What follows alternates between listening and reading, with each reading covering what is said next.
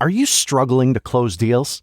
Cold outreach is wasting the time of both the buyer and seller at every stage, especially when sellers are using shallow and outdated data. Your organization can overcome these challenges with technology that translates comprehensive, high-quality buyer data into real-time insights. These deeper insights empower sales reps and teams to adopt the habits of top performers, which leads to better outcomes, like more pipeline, higher win rates, and larger deals. We call this deep sales. And we've built the first deep sales platform with the next generation of LinkedIn Sales Navigator.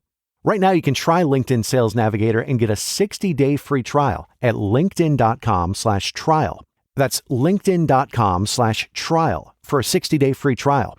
Let LinkedIn Sales Navigator help you sell like a superstar today. Just go to linkedin.com/trial and get started.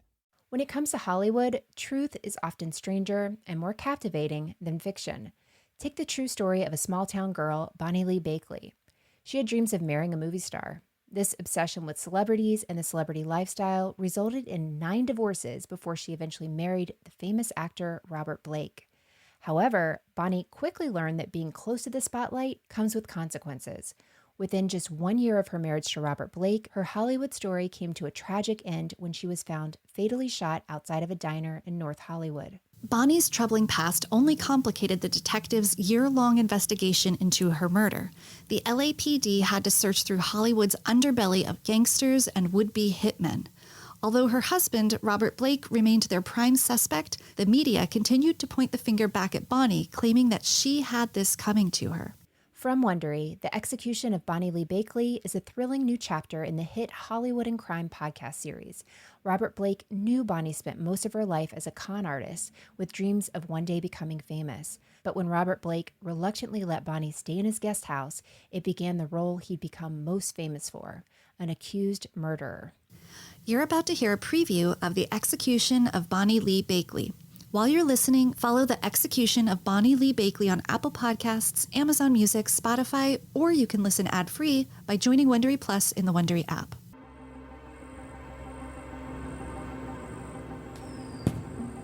It's a little after 9:30 p.m. on May 4th, 2001. Fireworks flash across the sky in Studio City, just over the Hollywood Hills. Cinco de Mayo has come a day early this year. Inside a small yellow house on a quiet street, Sean Stanek sits at a desk in his robe. He's spending Friday night hunched over his keyboard, writing a screenplay, hoping to become the next Quentin Tarantino. But tonight, Stanek won't write another word.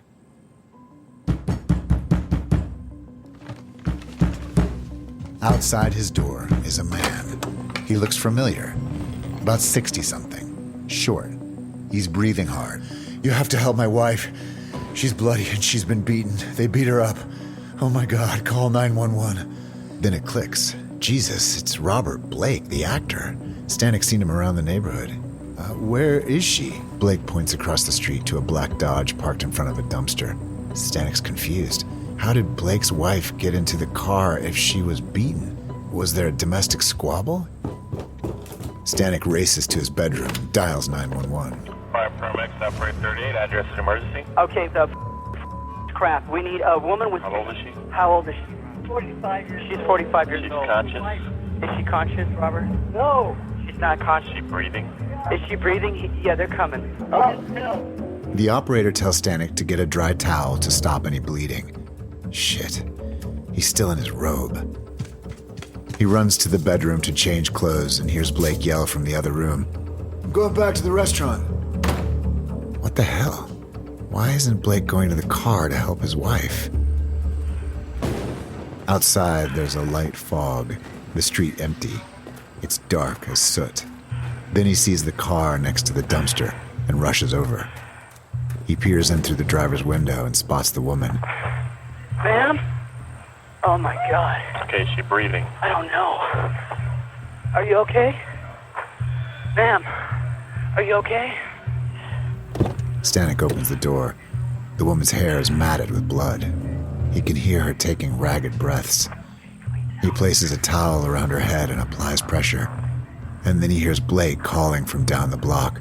What's wrong with her? What happened? Stanek turns back to the injured woman. He tilts up her face. His stomach jumps. There's a gaping hole in the right side of her head.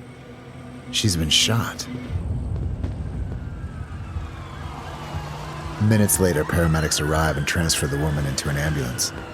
Stanek finds Blake sitting on the curb.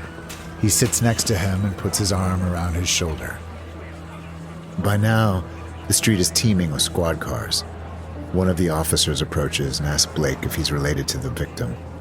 Blake's voice is low, shaky. That's my wife. I knew this was going to happen. I knew it. She was afraid, you know. I carry my piece for protection. The officer asks if he still has it on him. Blake pulls the gun from his pocket. Stanek is suddenly all nerves.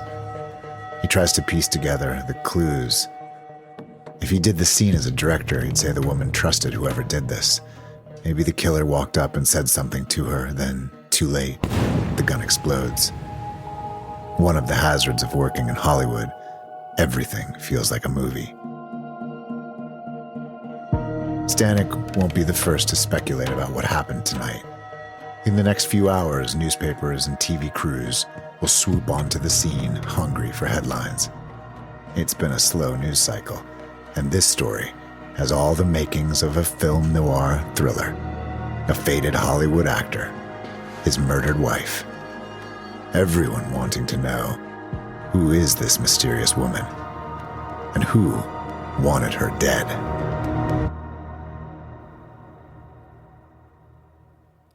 You just heard a preview of the execution of Bonny Lee Bakley. Listen to the rest of this episode wherever you get your podcasts.